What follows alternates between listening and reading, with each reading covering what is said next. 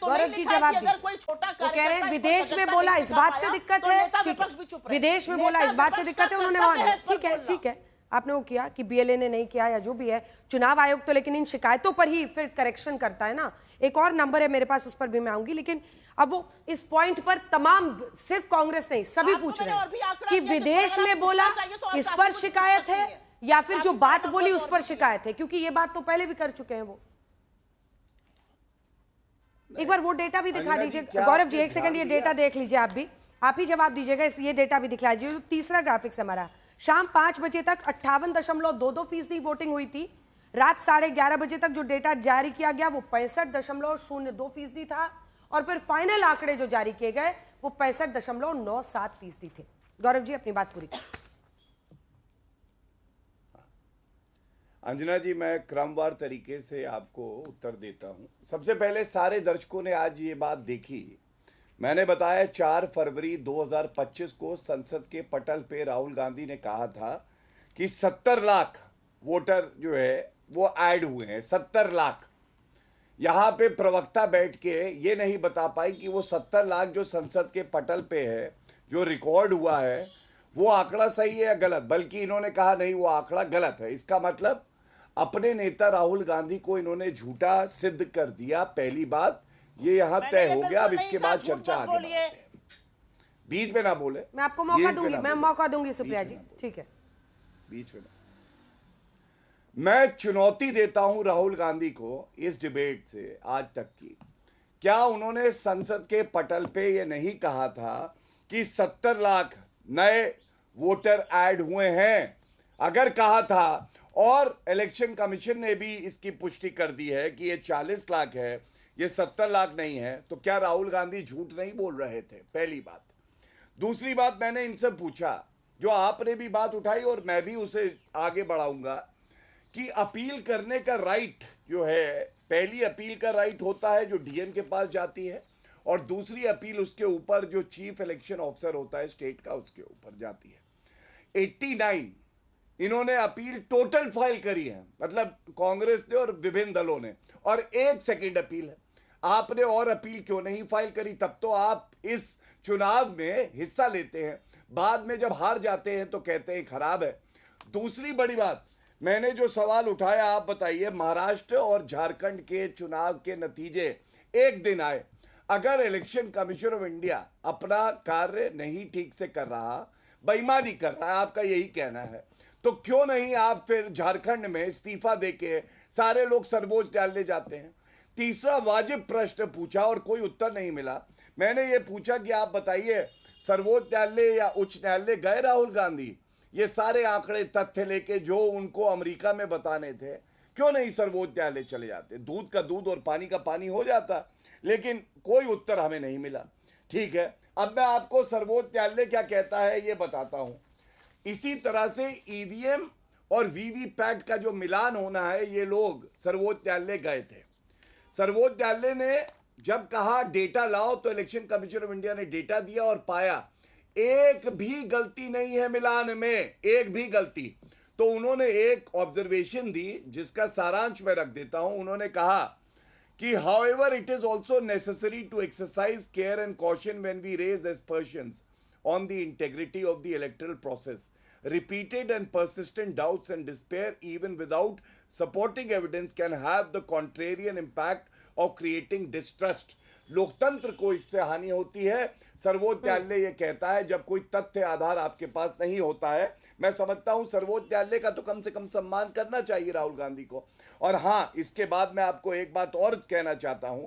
देखिए, विदेशी धरती पर जब आप जाते हैं, मोदी जी जाते हैं, मोदी जी का क्लिप चला रही थी, ये बताना भूल गई कि वो इंडियन डायस्पोरा से बात कर रहे थे। वो ब्राउन यूनिवर्सिटी में या यूके जाके जिस तरह से इन्होंने कहा कि अमेरिका और यूके को चाहिए कि भारत के आंतरिक मामलों में हस्तक्षेप करे, ये सभी देशों से वहां पे छात्र होंगे। क्या भारत की छवि को आप निराधार आरोप लगा के धूमिल नहीं कर रहे? दोनों में बहुत फर्क है अंजना जी, ये बात ये नहीं बताएंगी। और मैं इसके एक बात और उठा के अंत करूंगा। जो इन्होंने कहा, पूरी जो जनसंख्या है महाराष्ट्र की 13 साढ़े 13 करोड़ है, टोटल वोटर्स 9.7 करोड़ है। टोटल जो वोट पड़े वो 6,50,00,000 पड़े। कैसे राहुल गांधी ने ये वक्तव्य दिया? जितनी एडल्ट पॉपुलेशन है उससे ज्यादा वोट पड़ गए हैं।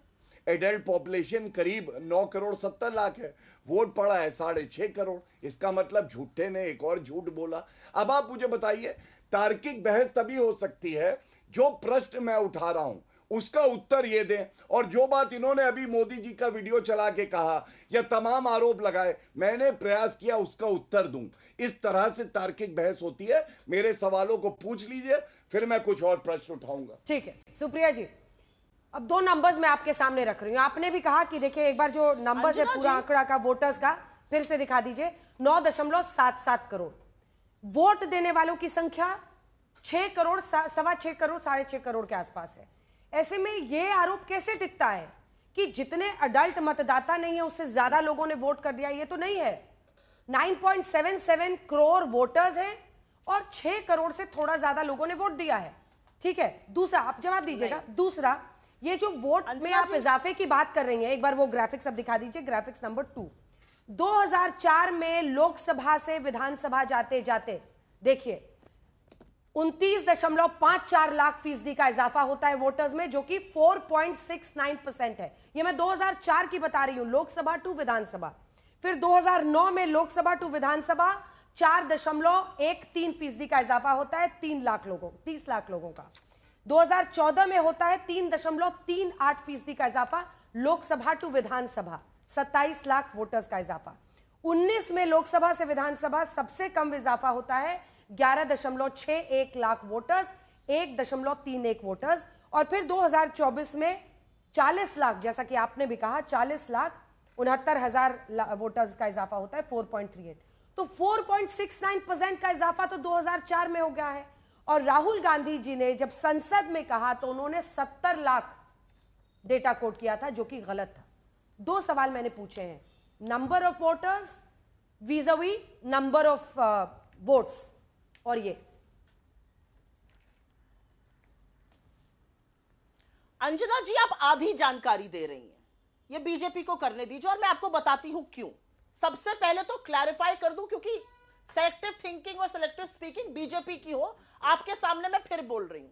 9,70,00,000 रजिस्टर्ड वोटर्स हैं महाराष्ट्र में। महाराष्ट्र की अडल्ट पॉपुलेशन 9,54,00,000 है। रजिस्टर्ड वोटर अडल्ट पॉपुलेशन से ज्यादा कैसे हो सकते हैं? यह सवाल राहुल जी ने उठाया, यह सवाल मैं उठा रही हूं। यह रॉकेट साइंस नहीं है, सबको समझनी चाहिए। Adult population 9,54,00,000, registered voter 9,77,00,000। किसने वोट दिया अभी उस पर बात नहीं हो रही है।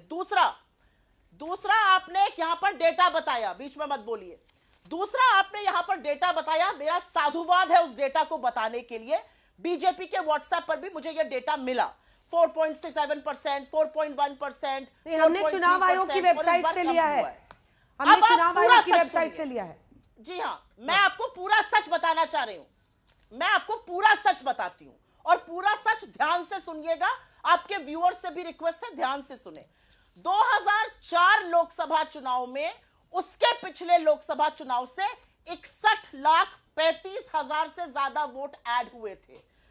विधानसभा चुनाव में 29,53,000 ऐड हुए, जो करीब 47% है।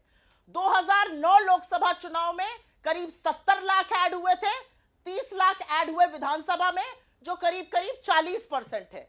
2014 में 48 लाख लोकसभा में ऐड हुए थे, विधानसभा में 27 लाख ऐड हुए, जो करीब 56% है।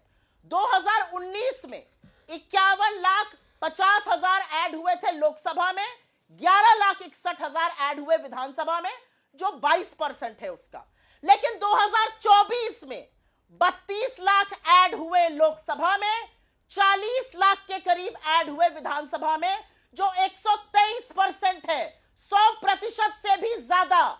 हर राज्य का डेटा उठाकर देख लीजिए, लोकसभा से विधानसभा का जो एडिशन होता है वो fraction of the Lok Sabha addition होता है, क्योंकि वो लंबे टाइम पर होता है और अब छोटे पीरियड में ऐड करते हैं। 123% यहां पर ऐड हुआ है, पहले 40% ऐड हुआ था। जो डेटा आपने दिखाया, पूरा डेटा के विवेचना करना यहां पर जरूरी है। यहां पर मैं एक और बात बोलना चाहती हूं और यह बात भी बतानी जरूरी है।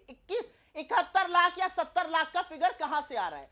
यह फिगर कंबाइंड है। 2019 के बाद महाराष्ट्र में लोकसभा में 32 और विधानसभा में 39 के करीब मिलाकर 71 लाख वोट ऐड हुए। यह बिल्कुल गलत फिगर नहीं कोट किया गया। यह बीजेपी दुष्प्रचार करती है क्योंकि वो सेलेक्टिव बताना चाहती है, सेलेक्टिव सुनना चाहती है। और मैं अंत एक बात से करना चाहती हूं। यहां पर सुप्रीम कोर्ट की बहुत चर्चा हुई और होनी भी चाहिए। देश का सर्वोच्चतम न्यायालय है, उसमें बैठे हुए न्यायाधीश सर्वोच्च न्यायाधीश है। और ये जो यहां पर जनाब बैठे हैं, ये सिर्फ बीजेपी के प्रवक्ता नहीं है, ये तो ऑफिसर ऑफ द कोर्ट भी हैं।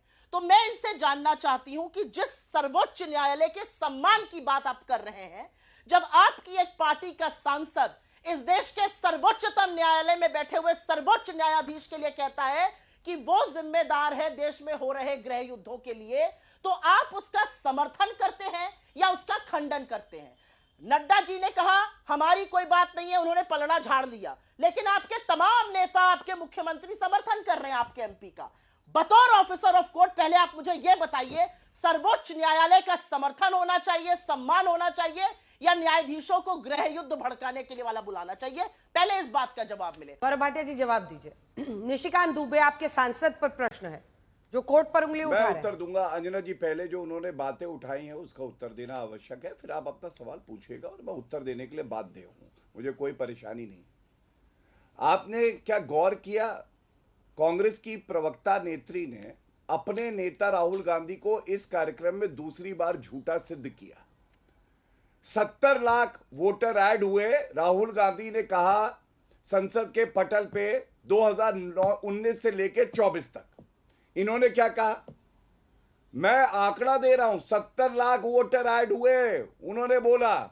और उसके बाद ये देखिए, इलेक्शन कमीशन ऑफ इंडिया की प्रेस रिलीज है, उन्होंने बिल्कुल स्पष्ट किया, नेट एडिशन 40,81,229।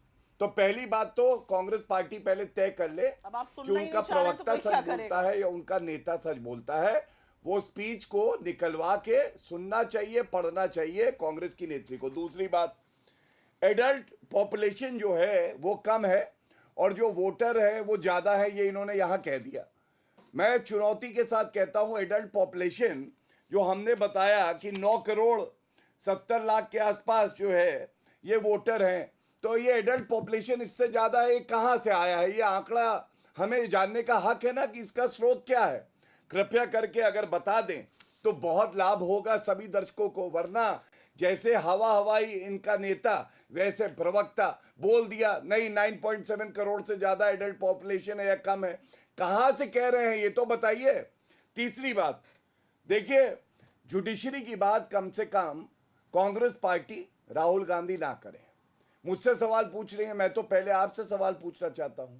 राहुल गांधी का वक्तव्य है, उन्होंने कहा है जुडिशरी भी मिली हुई है भारत में, लोकतंत्र खत्म हो गया है और केवल एक व्यक्ति न्यायपालिका को चला रहा है। मैं पूछना चाहता हूं, हमारे तो राष्ट्रीय अध्यक्ष जी ने कहा कि जो वक्तव्य आया है निशिकांत दुबे का, ये पार्टी लाइन नहीं है। किस में दम है कांग्रेस पार्टी में?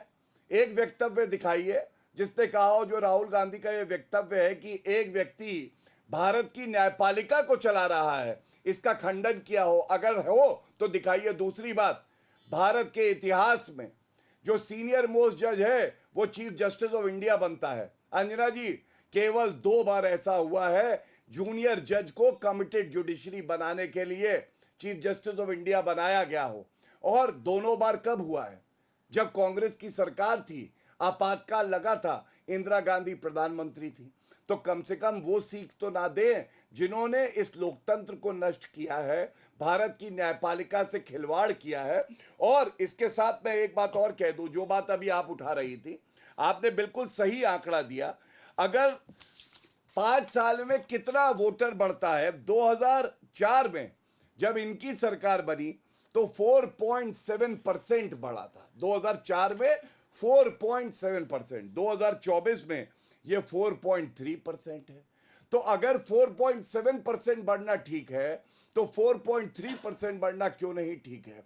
दूसरी, मैंने सवाल बार बार पूछा, तीसरी बार दोहराता हूं, सर्वोच्च न्यायालय या उच्च न्यायालय राहुल गांधी ये सारे तथ्य लेके एक याचिका क्यों नहीं डालते हैं? क्या ये पूछा नहीं जाना चाहिए? और इसलिए नहीं डालते हैं कि टीवी डिबेट पे आके गलत तथ्य दे देना, विदेशी भूमि में जहां आपके पास कोई प्रामाणिकता मांगने के लिए शख्स ना हो और बोल देना अलग बात है, और न्यायालय में अपनी दलील रखना तथ्यों के आधार पे अलग बात है, जो राहुल गांधी में मादा नहीं है कि कर सके, इसलिए वो ऐसा करते हैं विदेशी धरती पे जाकर। ठीक है, निशिकांत दुबे पर और आपने कुछ नहीं बोला। सवाल वो पूछ सकते हैं गौरव जी, निशिकांत दुबे पे आपने कुछ नहीं बोला। मैंने बिल्कुल बोला, मैंने बिल्कुल बोला, आपने शायद मिस कर दिया।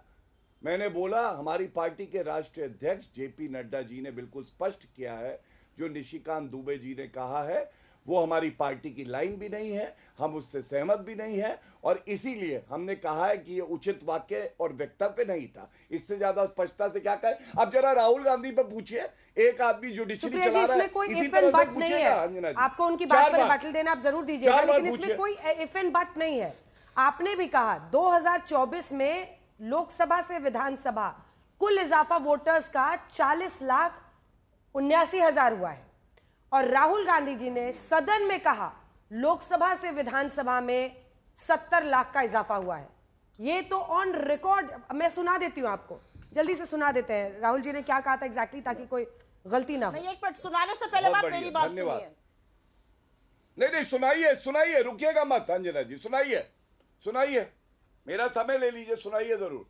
झूठा कौन है भारत को पता चलना चाहिए, झूठा कौन है भारत को पता चलना चाहिए। हाँ। About the Maharashtra election. Very simple stuff. Speaker sir, between the Lok Sabha election, which the India Alliance won, and the Vidhan Sabha election, the voting population of Himachal Pradesh was added to the voting roll of Maharashtra. Meaning the entire population of Himachal Pradesh was added to the voter rolls of Maharashtra. Please understand what I am saying. In Lok Sabha, the difference between Lok Sabha and Vidhan Sabha was the population of Himachal. The entire population. What? Almost 70 lakh new voters suddenly arrived.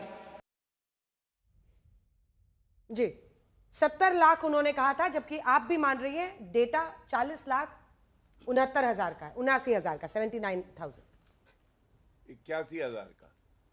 यहां पर थोड़ी सी selective thinking और selective speaking और selective listening हो रही है। मैं फिर से दोहरा देती हूं, 2019 और 2024 विधानसभा के चुनाव के बीच में 72 लाख वोट एक्चुअली ज्यादा ऐड हुए हैं।